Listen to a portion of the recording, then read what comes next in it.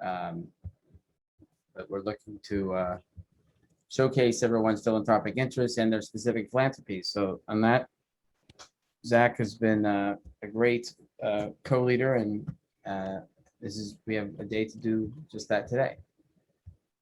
Take it over, Zach. Awesome. Thank you, Mark.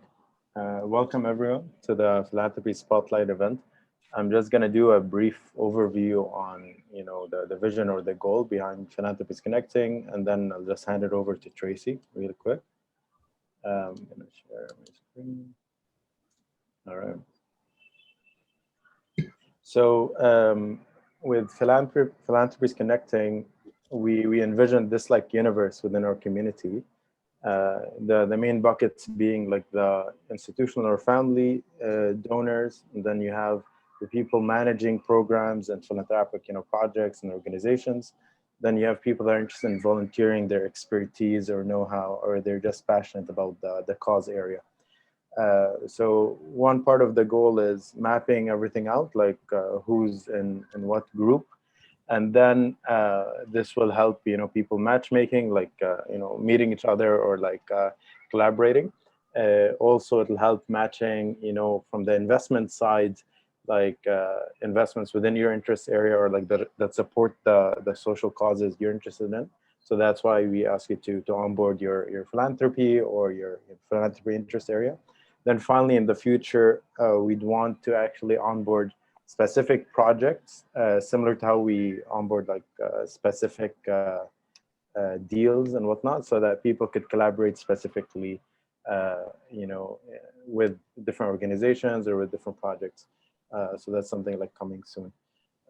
Today, we have Tracy. Tracy is an inspiring person. She did this around the world race. It's a sailing race. She led the first all-women team that did it. It was like an all-men type competition or sport. So I'll hand it over to her to tell you about her experience and what she's doing for girl education today with her organization. And then afterwards, we'll move into a forum setting where everyone will get to contribute and share, maybe their experiences with girl education, what they've done, or any other thoughts. So Tracy, you could take it from here. You could share your screen. Yeah. If you want to do your slides. It says I can't. Oh, okay. Yeah. Oh, yeah. There we go. Share screen. Yeah, now you should be able to. Yeah. I don't know if you realise, but a small miracle has happened. I've done something technological without screwing it up. Okay. So thank you so much for inviting me here today. I'd like to talk to you a little bit about the project that I'm working on at the moment. But to kick off, I think it would be useful for me to give you some background how I got into sailing, because it's relevant to what we're doing now with disenfranchised and girls in situations where they're not in school. So I was an incredibly troublesome teenager, a very just awful person. And my poor mother, I did awful things like ran away from home all the time, was always climbing out of my bedroom window to go drinking with boys. I was smoking. I got caught smoking on the school drama trip. I stole a car. I was arrested. I was prosecuted. My life was going downhill very, very quickly. And by the time I reached the age of 16, I ran away from home for the final time, and I went backpacking to Greece. I ended up working in a bar, quite a dodgy area. A guy came in one night and said, would I like to work on his yacht? And that sentence changed the entire rest of my life. And I discovered in 4 days what I was going to do with the rest of my life. Having no qualifications, no exams, no idea what I was going to do, and pretty much being told I was a waste of space and would never amount to anything. So spent a number of years working as a stewardess on charter yachts, and then as a cook. Then I learned to navigate, which in itself is a small miracle because numbers and I do not get on. But every skipper that I had was this incredible mentor that showed me that even as a girl, as a female, I could do all these things, and I'd never really thought about them before. And by the time I'd really finished this part of my life, I was totally empowered and really felt that I could take on the next phase, which was to do the 85-86 Whitbread Round the World race. Now, in those days, women did not race around the world at all. Well, they didn't race much anywhere. I was allowed onto a boat called Atlantic Privateer as a cook. I cooked for 17 South African men for 9 months at sea. It nearly killed me, but it really solidified for me this point that, yes, I want to sail. This is my life. But why aren't more women doing this? You know, that 260 guys did this race and 4 of us were girls and 1 left before the end. So, you know, this is like the biggest man shed at the bottom of the garden, and a very deliberate exclusion of 50% of the population. So I finished the race and I said to my mum, you know, I can't believe that I know at the age of 21 that I will never be allowed to navigate on a man's boat. Not in my lifetime. How do I change that? So she said, well, you have to change your world and then, you know, see what the ripples are. So that's when I decided to put Maiden together, the first all-female crew to do the Whitbread Round the World race. And that's when I really discovered the level of misogyny and sexism in sailing. And I thought I'd seen a bit before, but there was nothing compared to announcing that a bunch of girls had the audacity, the cheek, to say that they were going to sail around the world together. It was quite extraordinary. And I look back now at some of the press we had, it's just shocking. But, you know, we put up with it because that was, you know, the times that we were living in. We decided to do the 89-90 race, and we announced this to the world, obviously amidst much laughter. People thought we were going to die. People protested that we should be allowed to enter the race. Luckily for us, the race committee couldn't see a reason why we couldn't do it. The race is 33,000 miles around the world. It takes 9 months, and that particular race had 6 legs, one of them the longest the Whitbread has ever seen, through the Southern Ocean, 7,800 miles, because of course we couldn't stop in South Africa because of apartheid and sanctions, quite rightly. So getting to the start line was on a whole different level of impossible.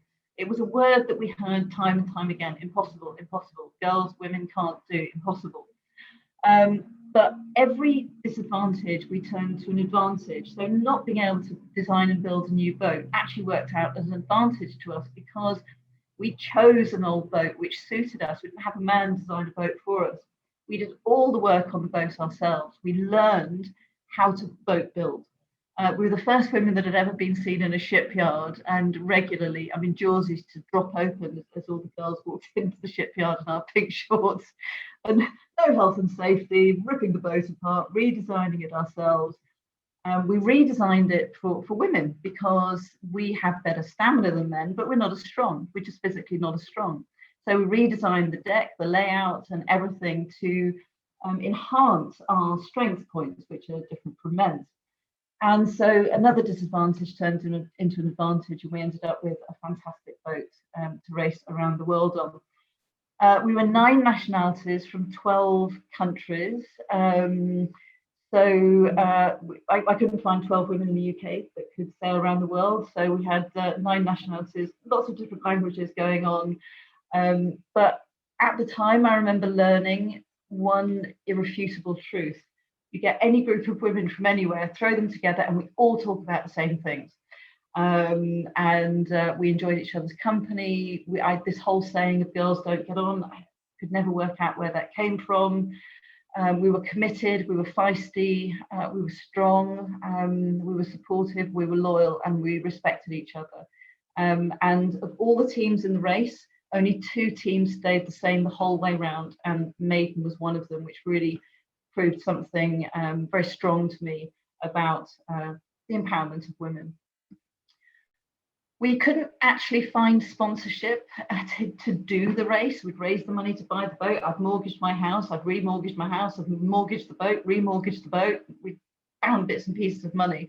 But it wasn't until His Majesty King Hussein of Jordan decided to sponsor Maiden through Royal Jordanian Airlines that we eventually had a sponsor.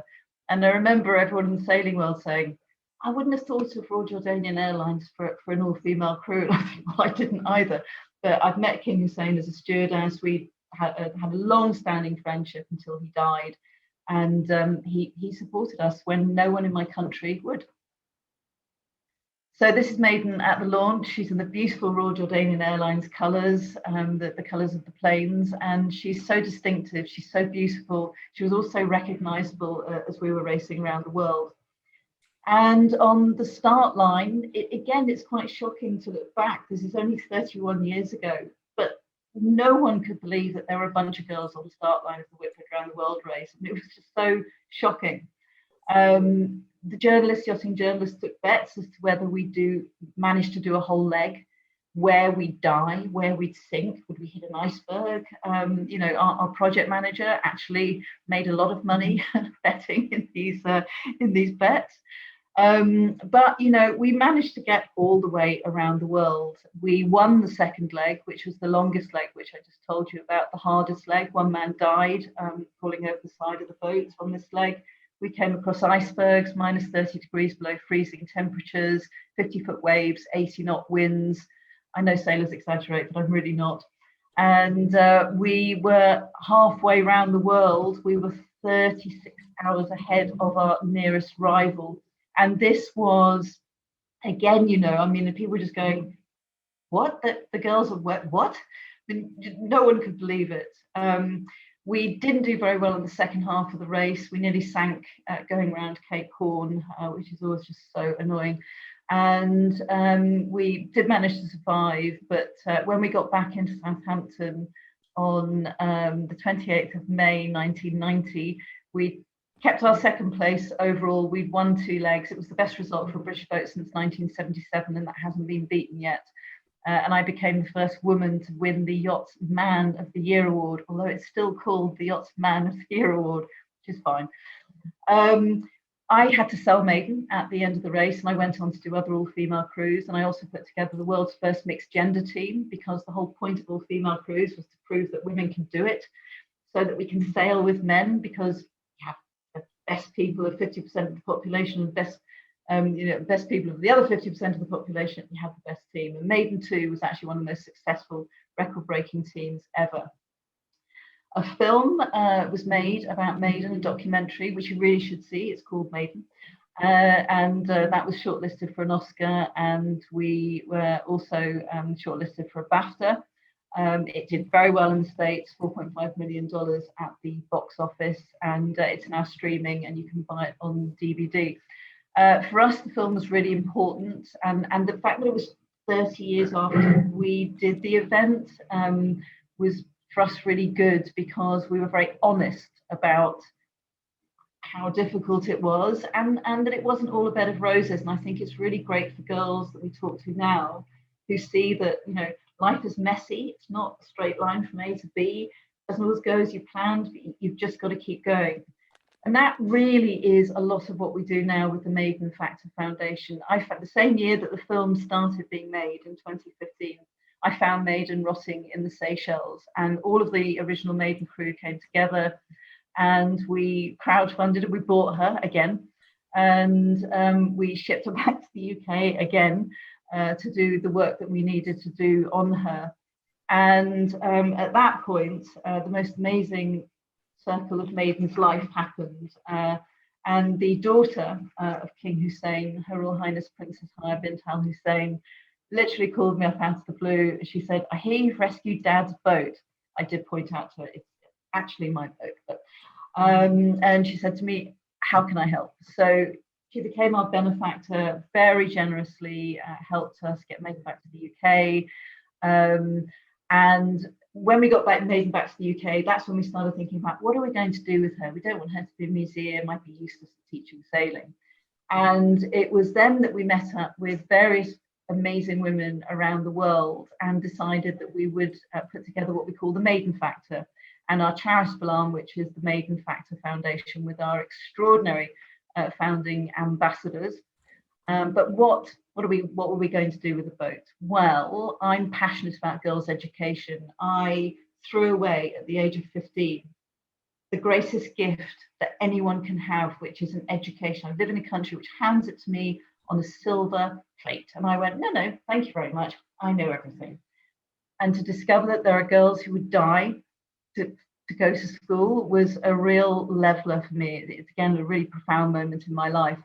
And so we decided we will sail Maiden around the world on a 3-year world tour. And we will raise awareness about girls' education. It's become much more since then, but that was the initial plan. You probably know all this stuff.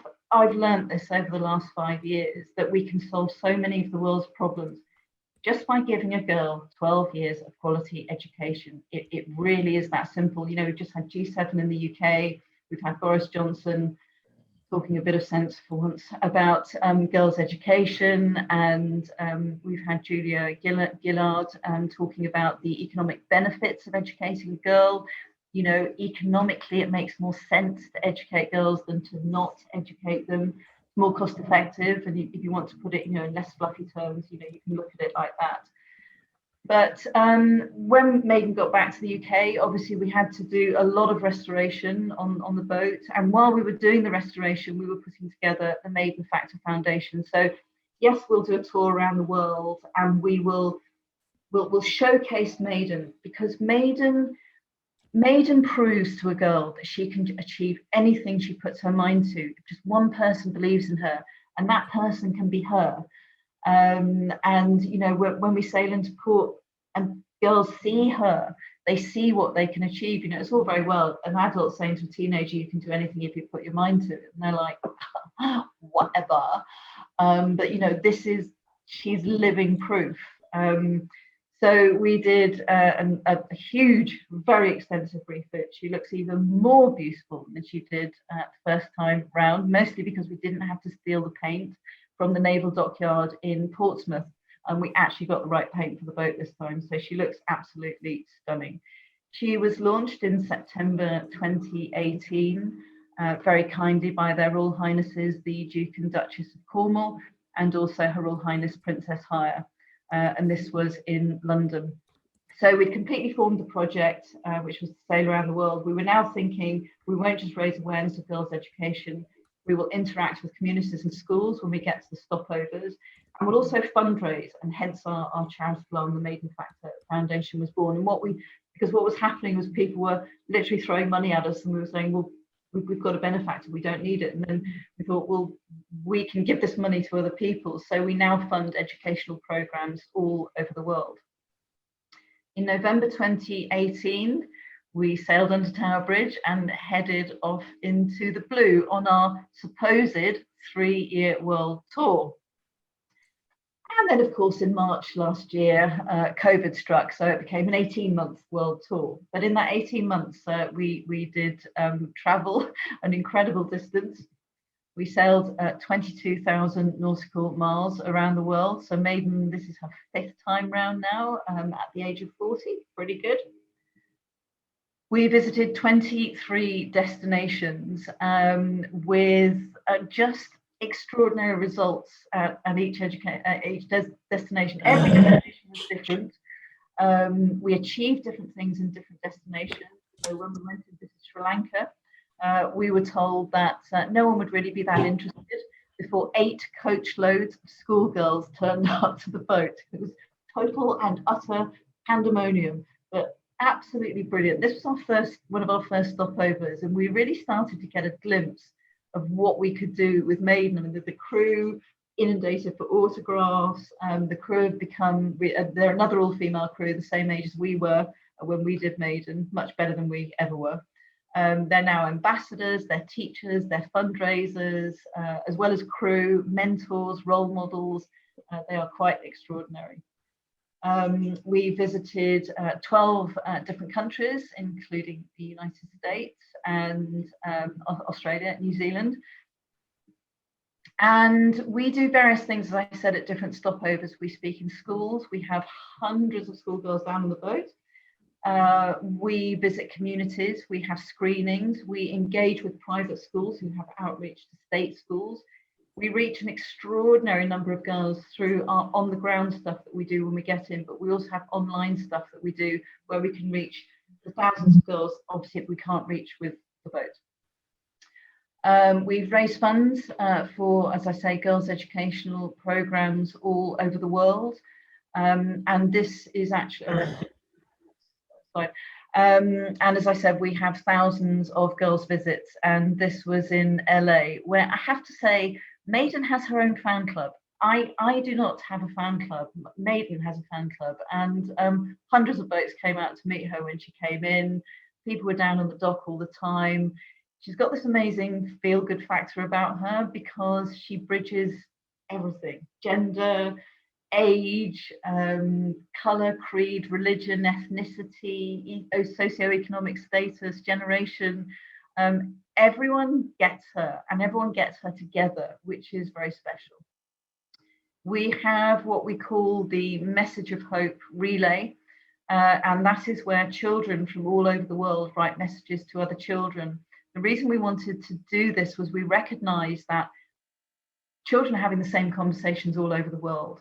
Girls are having the same conversations all over the world, and I would like food to eat, fresh water to drink, a roof over my head, an education, a family. I don't want war, and I'd like a planet that still exists by the time I grow up. So there's nothing, rocket science about this. They're all saying the same thing. But the magic of doing the baton relay, which is where the messages get put into this baton, handed to Maiden in a ceremony before we leave the stopover.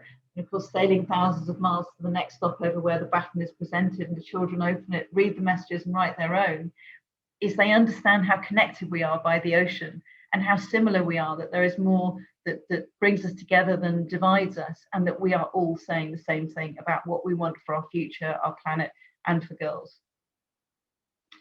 Every child whose message gets chosen for the baton, they all go up on the website, and some of them get chosen for the baton, gets to put their hands on the spinnaker, along with messages. We have to really watch the teenagers writing the messages, we've realised. And we now have thousands of children's handprints from all over the world on Maiden Spinnaker, and that will be full by the time we finished. So the future for us, it's been an incredibly difficult year and a half nearly now, as it has been for every charity and all of us. We've all been through this collective nightmare, and we've learnt that we have more resilience than we thought we had. We've learned that we learned more from Maiden than we realised, and we realised how passionate we were about keeping Maiden going. So we've been fundraising non-stop during that time. We've also started to look at what more we can do with Maiden. So we've started to work with a number of organisations that are actively recruiting women and girls into industries such as the maritime industry, which is 90% male. That needs to be 70-30% by 2030. We understand how STEM subjects can be taught at home via computer, which means girls in India don't have to risk getting raped and killed on the way to school. There are so many benefits to STEM subjects for girls, their life opportunities, career opportunities, and working with these organisations has really broadened our reach. We're building a collaborative community online, which will have a toolkit for girls and various other resources for them to access, again, for children, for girls that we don't reach via the boat. We've also looked much more into diversity because, equality, I guess, has always been our thing because that's what we've always been fighting. Sorry, excuse me. But diversity, is hugely important. You look around sailing and it's mostly male and white. So we're changing male to female ratio, and now we've got to concentrate on the diversity. And Whoopi Goldberg has been very instrumental in helping us with that as we move forwards. So that's us in a nutshell. That's our charity. We absolutely love what we do. We think we can do more when we begin again on our next 3-year world tour in September, keeping everything crossed that nothing else happens, and feeling very positive about the vaccine and everything that's happening within the financial world at the moment, with people sort of popping their head over the parapet. I would now like to stretch the realms of possibility with my technological expertise, and I would like to try and share a video with you. Okay, so deep breath, people. We're gonna try this. We're gonna give it a go. Someone message me if it's not working. Okay. Where has it gone? Okay. There. Can you see it? Can someone say yes? Yeah, I can. Okay, thank you. Right, I'll start. You may have to, in the share screen, just bring up sound.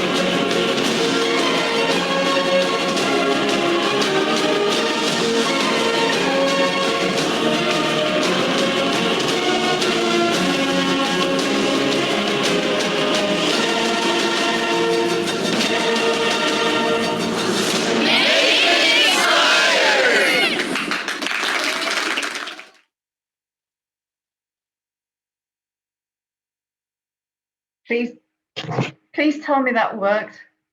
That was awesome. Yep, it's great. If I do nothing else this year, that may be my biggest achievement.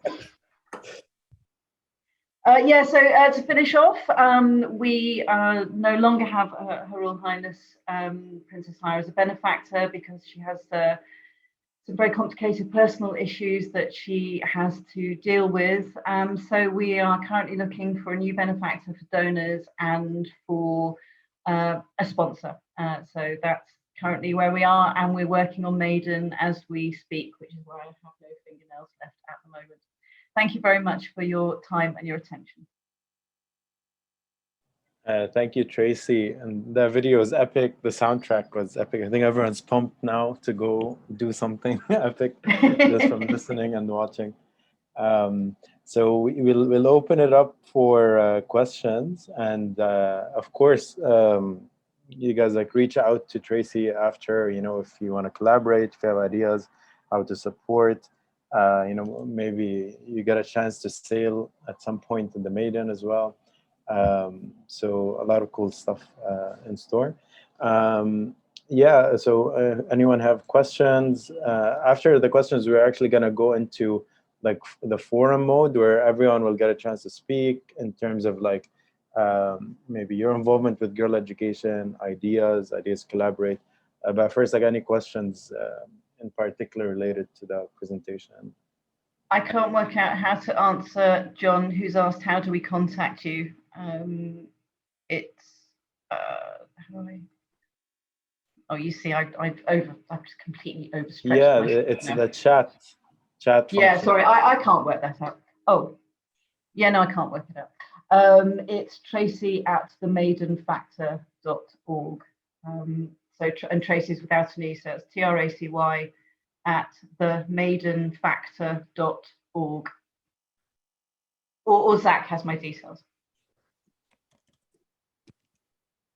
Thank you. We put it in the chat. Thank you. Seriously, my 21-year-old daughter looks at me sometimes and she says, "Mum, I cannot believe you sailed around the world 3 times. It's an extraordinary thing." What does it cost to sponsor this for a year? We last year went through, we were $2 million a year. That's what it costs to run the boat. So the reason we like to have sponsorship for the boat is because we feel she's a working girl. She can earn her living, and I understand sponsorship.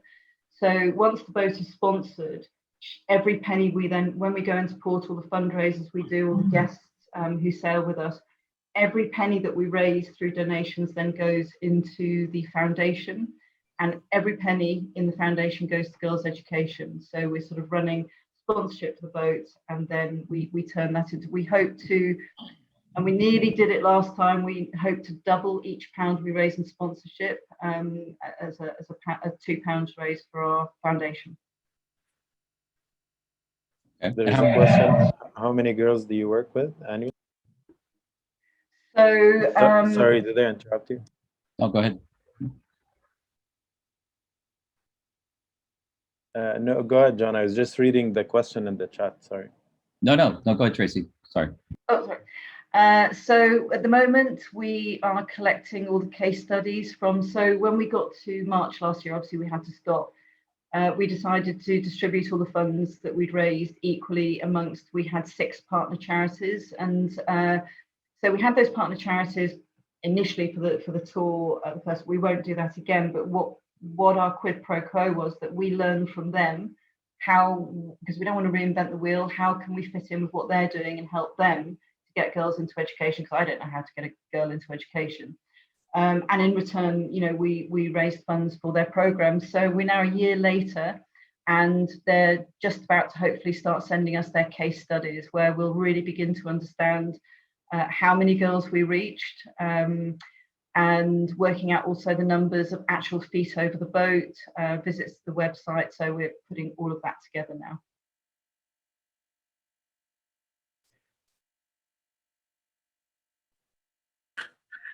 Would you also be looking at having more than one boat, or having just even on an annual sort of various destinations that you're hitting and going to different geographies? I mean, what's unique, and I don't know what you know about the 361 organization, is we are a global group of family offices and other groups. So although I'm here in Denver and landlocked, there are people here on the call in seafaring places, but I'd love to kind of see if there's other, just if you had a business plan of sorts of where you also could take this, not just on your current budget, but where could you go? Yeah, absolutely. Yeah, so for the next 3-year world tour, which we hope to start in September, we're looking at 90,000 miles, which is 3 times around the world. And we're looking at over 60 destinations in upwards of 30 countries. Don't know if you can see the map behind me, but we've started to look at the potential route for starting. The great thing about being able to go around more than once is that we are, so we can set a destination, and we always stick to arriving at the time we say we will, even if we have to sail around in circles outside for a day or so before we get in. And then we always leave when we say we're going to, because we have massive arriving and departure ceremonies. The only thing that changes, and this we do this way in advance of picking the course, we are not dependent on, but we are affected by weather, obviously. So we tend to follow the summer around the world, and piracy. So wherever there's pirate activity, you'll see here we've got 2 different routes. That's because there's a lot of pirate activity in the South China Seas at the moment. So we have to take those things into account. But Princess Haya wanted us to go to certain countries, and that's where we went to. And any sponsor or benefactor or that comes in, we're very flexible. We're not a race, so we don't have to adhere to any rules or regulations. We are a small, flexible, very easily movable project. So yeah, we can really cater. And I was gonna add, in a past tour, they did 40 destinations with 20 countries target. So this is an expanded tour, the new one, upcoming one. Yeah, using really what we've learned, because we can achieve different things in different places. I would say that the last year's tour was all developed countries and all about fundraising. Whereas we are feeling more confident now in our ability to connect with communities and girls in developing countries. So we'll be looking at stopping at many more countries in that category. Although having said that, developed countries, we also have a problem, in the UK and America, we have the biggest dropout rate of 15-year-olds from school. And we know that if we can keep girls in school between the ages of 15 and 18 in developed countries, we increase their life choices and their career choices exponentially. So in developing countries, it's getting them into school, and developed countries, it's keeping them there.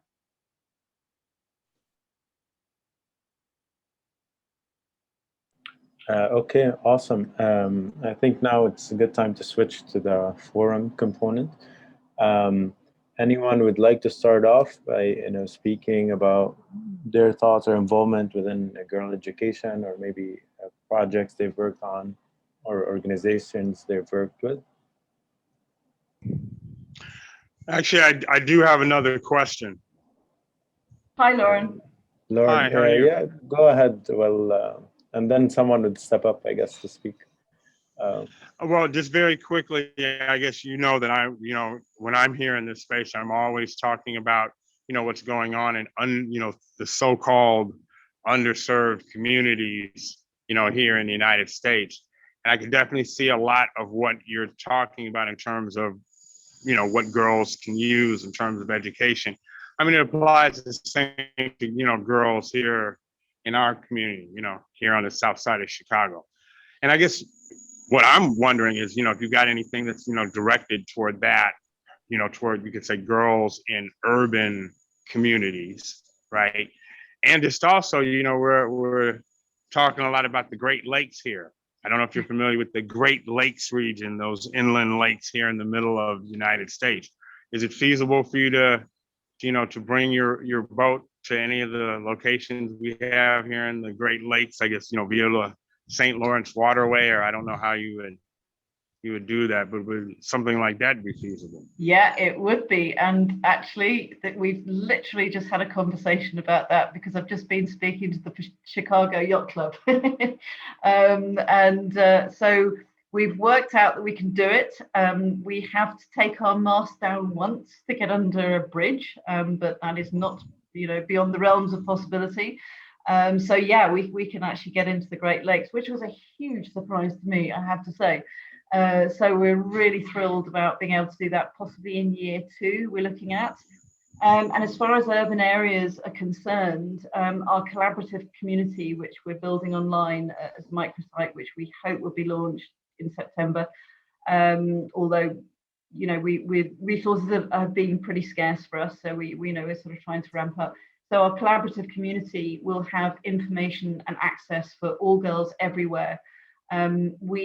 We feel that sometimes education is quite a narrow band. In the UK, I think education is very restricted. It's very, closed in, boxed in. I look at what my daughter left school not knowing and can't believe that. So we want to provide stuff like that, information like that in our collaborative community, and especially our toolkit for girls. And that toolkit will not just be for girls who have an education and moving on to the next step. You can still get a job, in all of these industries, even if you've had a bad education. There are different routes. So we'll be talking about that. We'll be talking about networking, writing a CV. We'll have role models, doing short videos, mentoring. So all of these things are for all girls everywhere, because we don't fit into a curriculum, and it's unfair of us to our schools to fit us in when they've got teachers are just completely, bowed down with the amount of work we've got to do. So everything we do is extracurricular, and I think that's really beneficial. Well, people also here are, and women also too, are interested in entrepreneurship. And, there we also have, some groups here in Chicago that are working with young people and, young people from diverse communities in terms of like entrepreneurship. Well, I will certainly, reach out to you. I see your email there in the chat. And yeah, when you come to Chicago, definitely we'll be front and center for that. That would be fantastic. Thank you so much. Hey, Tracy, I'm John Bellamini, and I'm on the board of Athena International. We've been around 37 years. And we support women around the world, so we're going to follow up with you. And really grateful for the work that you're doing. It's amazing. Thank you, John. That would be amazing. Thank you. No problem. Tracy, thank you for that presentation. My name is Natalie Ellington. I am the founder and executive director of Eileen and Callie's Place, a nonprofit in the Washington State area that was formed specifically to work with young ladies that had aged out of the foster care system.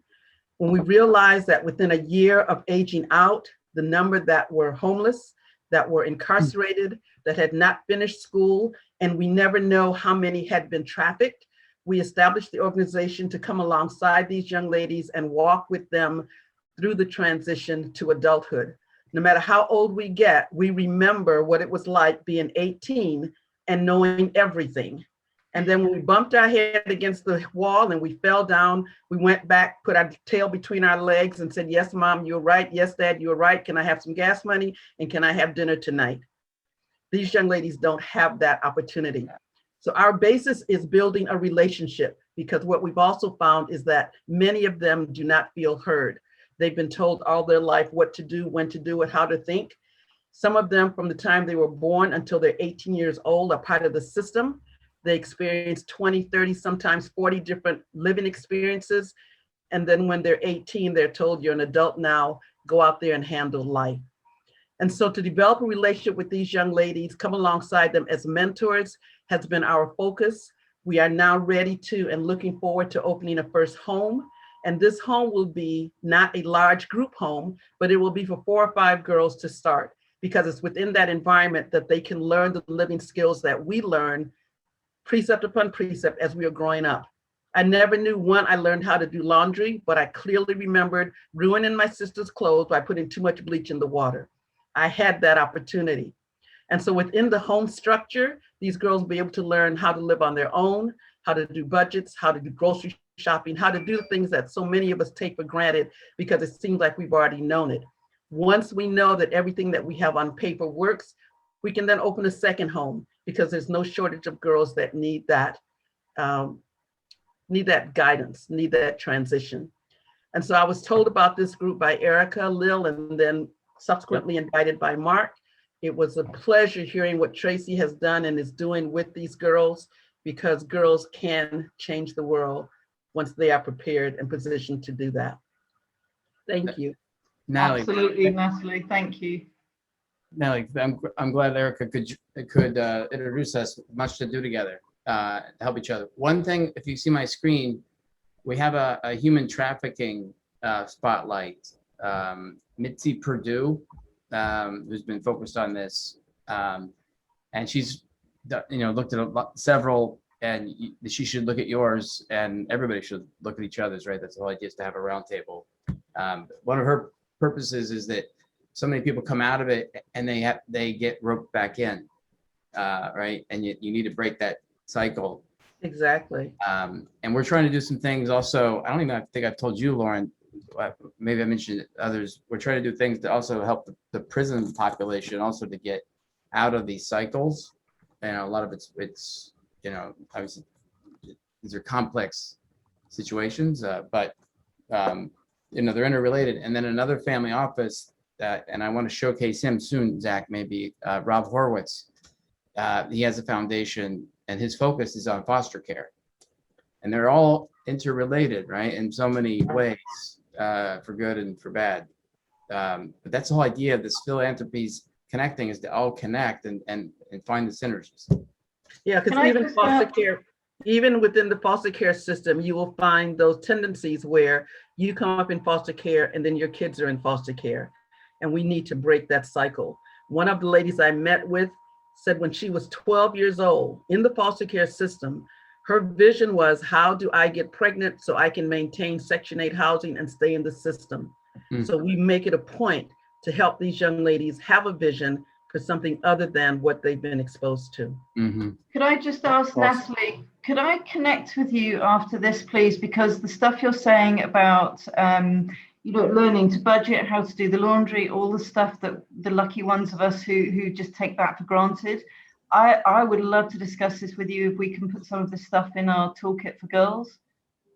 Yes, and I did just put my contact information in the chat box.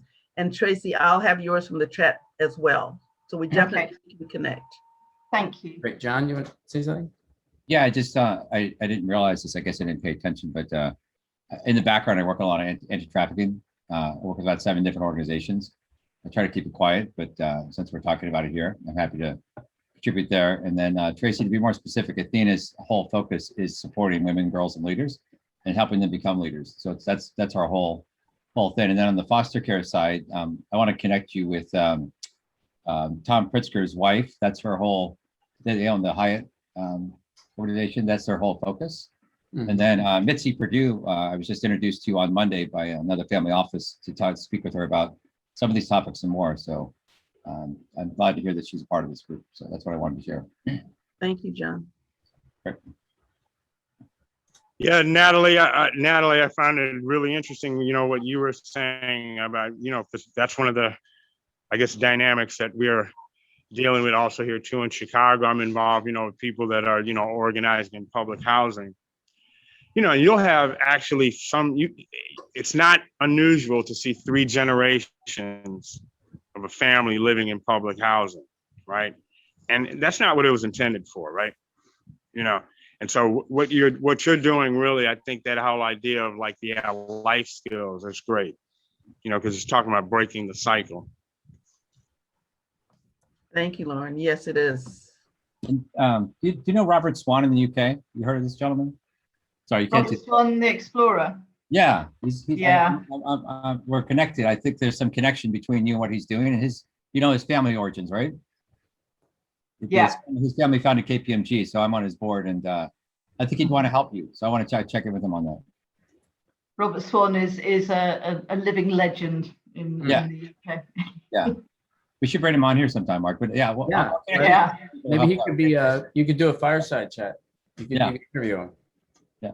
Right. That's awesome. Thank you, John. This is Mitch's thing. I have connections down here to some of the similar groups that Natalie's talking about. There's a Scott Foundation out of Phoenix, Arizona, in Scottsdale area that I was served as a board member for a year.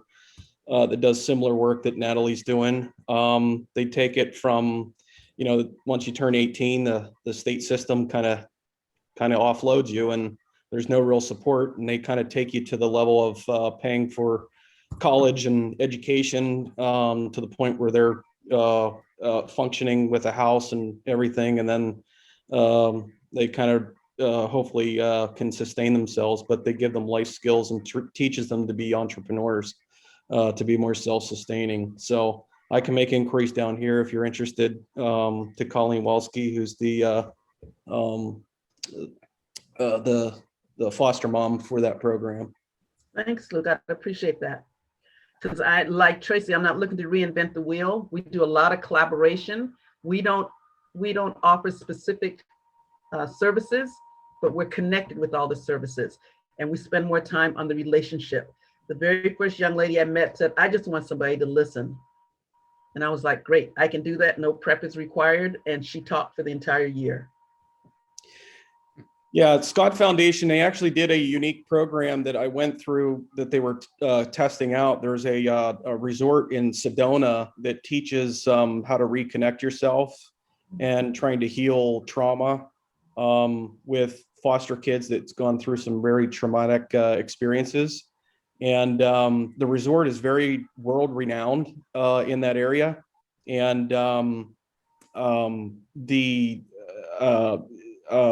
program was pretty impressive. Just me, walking through it myself. And, they pay for this program for all these foster kids to go through as a way to kind of take those first steps towards healing. And then they put them through other programs to kind of help them work towards self-sustainment, entrepreneurial thinking, and then hopefully pay for college, get through education, and then try to get to their first job.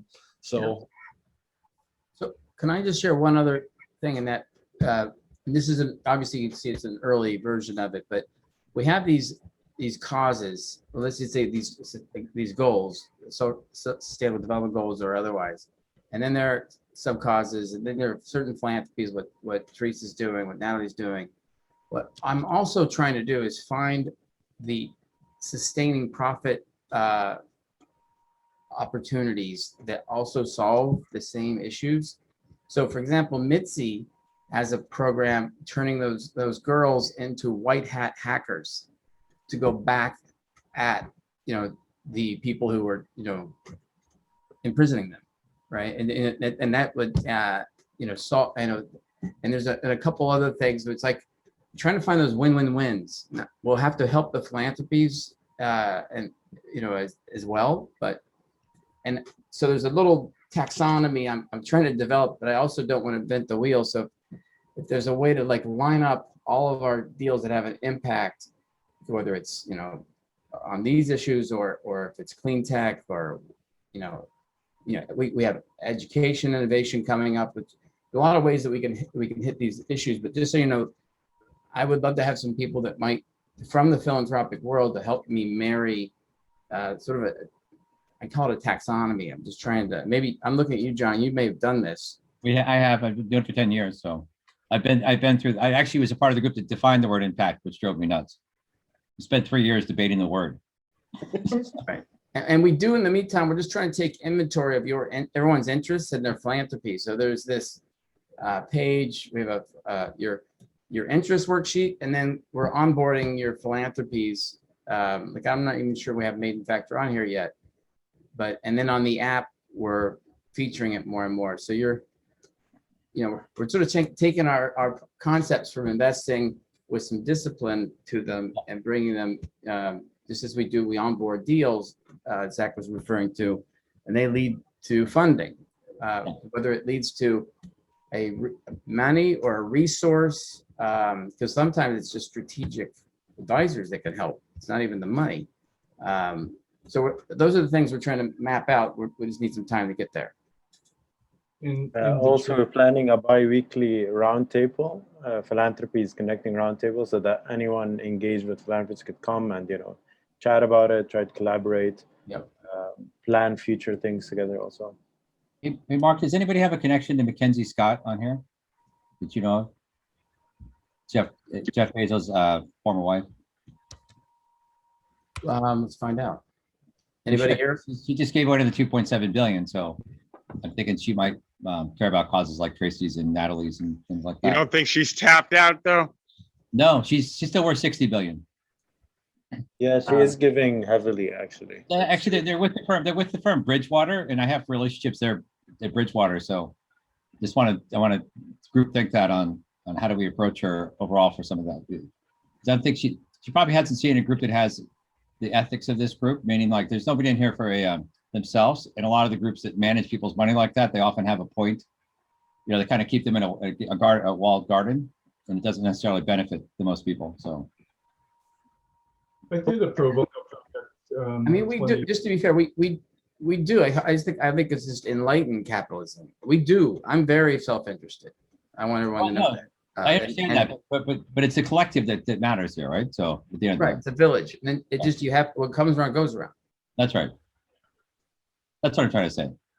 Yeah, to your point, John. I mean, the goal with Philanthropies Connecting is to add this other layer that's more philanthropic, right? Like I mentioned earlier, like the layer, for example, onboarding specific projects in philanthropy, similar to like how we do specific deals. So we're trying to also add that element, and there's also the impact angle, impact investment angle, because that's pretty popular within the community as well. It always gets like a big crowd when we do that topic. So from both sides, I think. Yeah, I think we could set up our own donor advised fund, Mark, that we could set that up very easily, and that would be a good way for people to interact. And it's all I could set that up for free for us. So. Do you know, Yeah, Adam?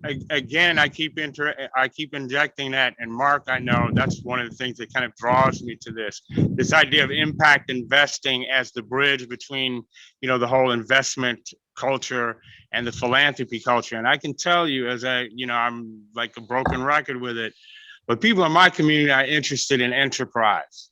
Mhm. They believe in they really. I mean, I don't know if Natalie can confirm that, but they believe in capitalism. They do, and they want to try to find, you could say, entrepreneurial solutions to a lot of the problems that we have here, because we've done 50, 60 years of money through how did I say it, $15 trillion in 50 years, right?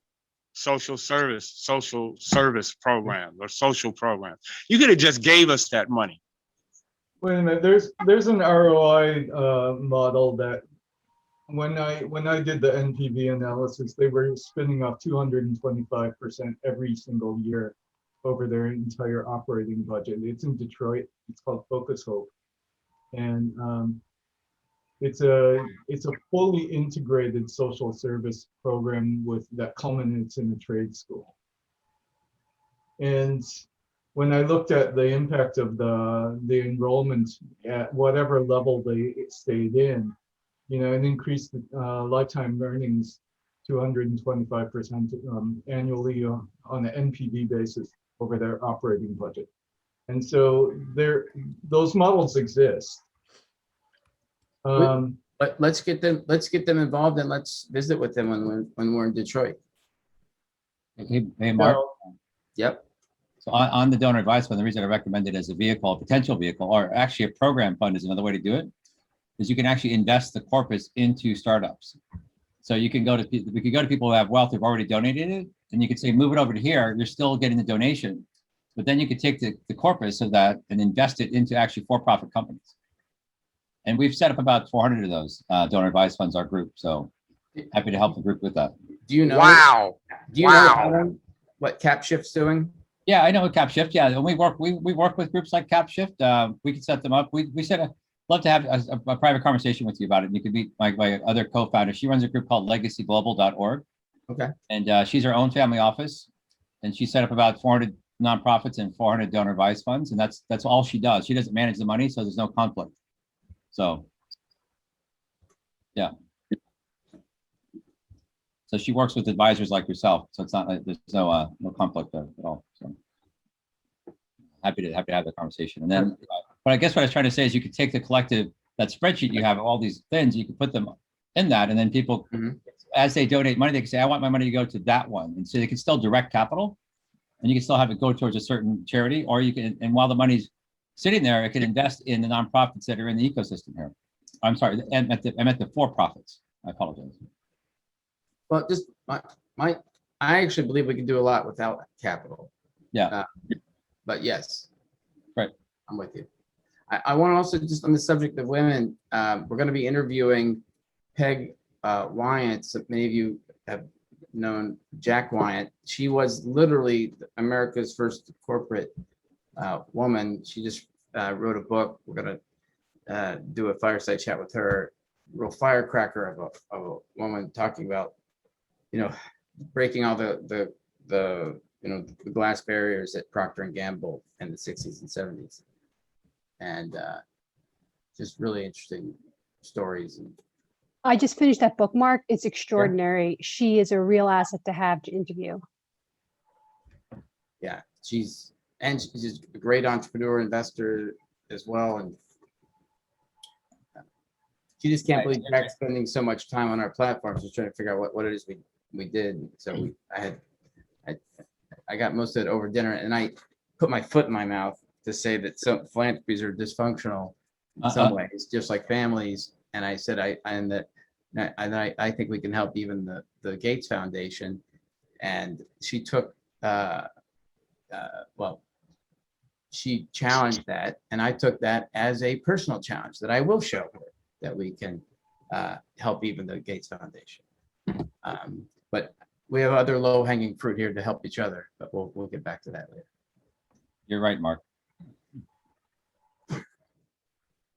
Awesome. Just in case people drop off or anything, because some people didn't get a chance to speak, I just want to invite you to keep a lookout for like the roundtable, which is bi-weekly. Join in, like share what you're involved in philanthropies and whatnot. And yeah, so far a lot of great things have been shared. Thank you, guys. And actually, Zach, I've been thinking the cadence should be, it may even be if it's informal, but I think we'd have maybe presentations every other week. But if people want to come, just easy to know like which week are you doing it. I'm just gonna say 10:30s. We're here Tuesday, Wednesday, Thursday. Maybe some.